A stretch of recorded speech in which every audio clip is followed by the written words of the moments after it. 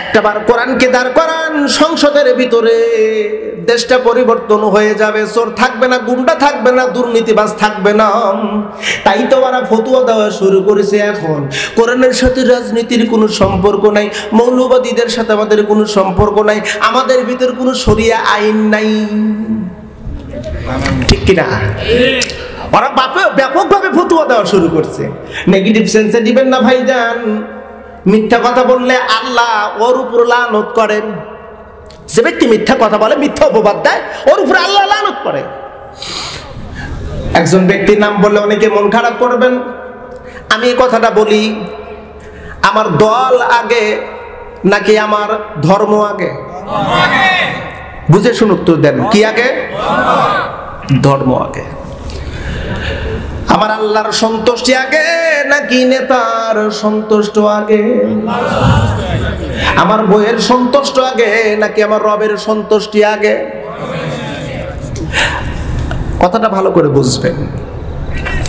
আমার ধর্মের দিক, আমার রবের দিক, এই দিকে যদি সামান্য পরিমাণ যদি একটু ত্রুটি হয়, আমি মানব না, মানতে পারি না, মানতে দেব না।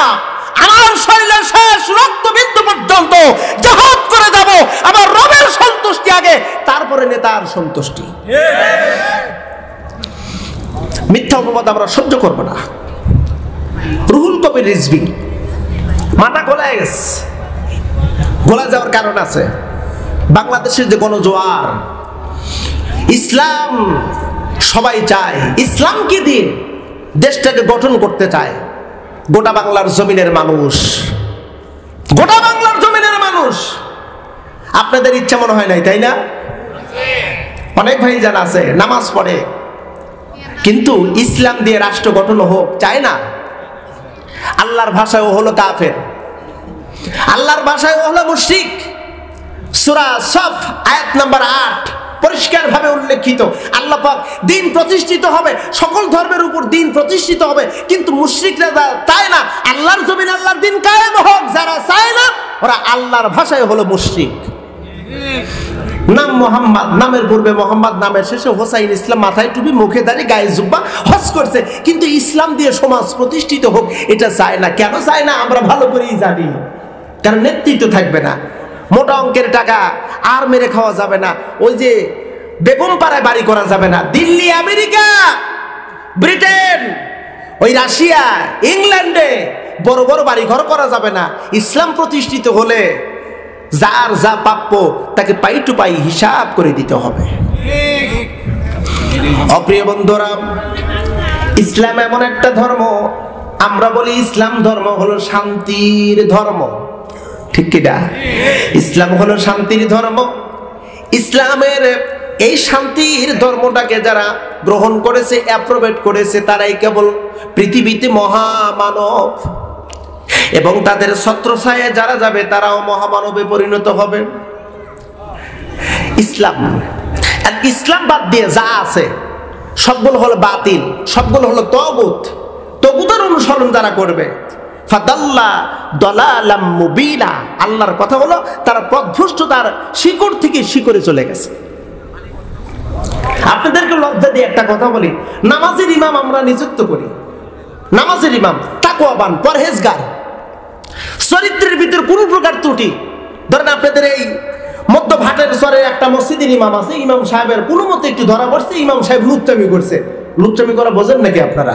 মানে নারী কেলেঙ্কারি, অঘটন ঘটাইছে, এমন খবর যদি আপনারা জানতে পারেন, ওর পিছনে আপনারা নামাজ পড়বেন? বউ তালাক দিতে 3 তালাক দরকার হয়, ইমাম তালাক দিতে 3 তালাক লাগবে না, 1 তালাকই যথেষ্ট হয়ে যাবে। তাই হবে না ভাইজান? বলে ইমাম তুমি সুদ খাইছাও, তোমার মতো ইমাম দরকার নাই, লুচ্চামি করছাও, বাপ ঘুষ খাইছাও, মসজিদের নিকটে আইসো না। অথচ দেখেন সমাজের ভিতরে কি একটা অবস্থা।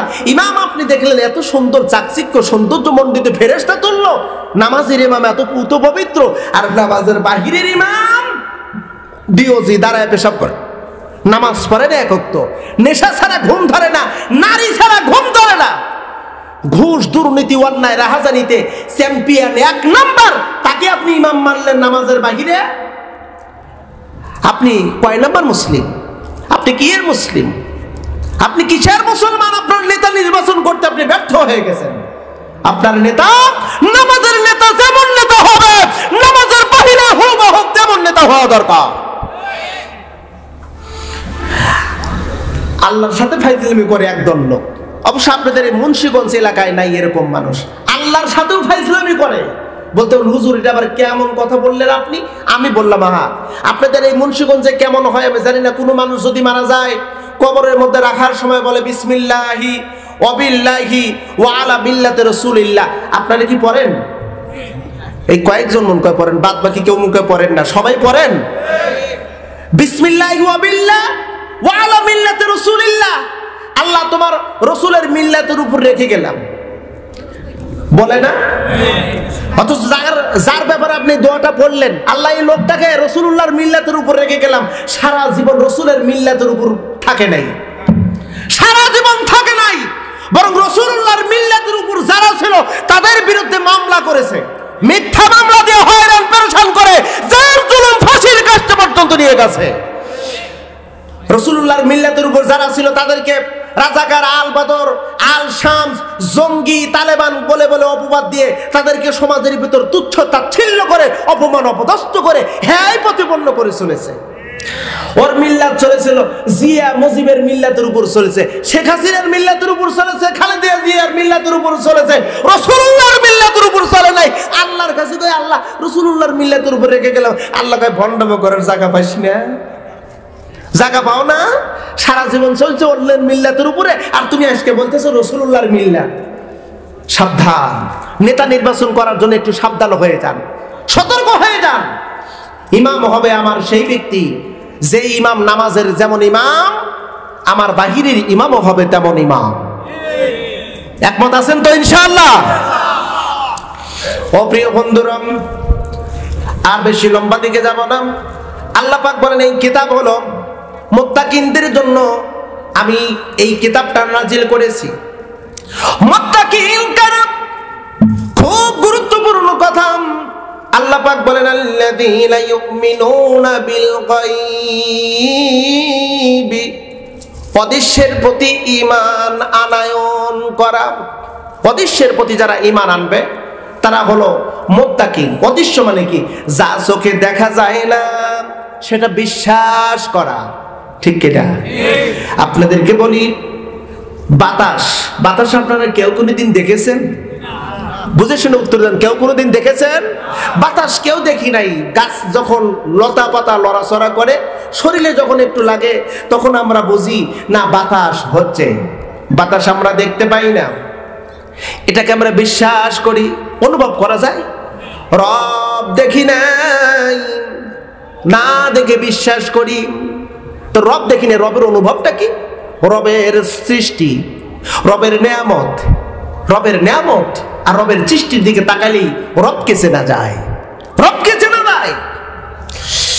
আল্লাহকে দেখি নাই, বিশ্বাস করলাম, এটার নাম হলো বিল গায়ব।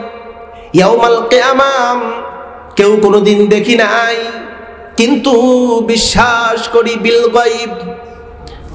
কবর নামের একটা জগৎ আছে, ওই জগৎ কেউ কোনোদিন দেখি নাই, ওটা আমরা বিশ্বাস করি।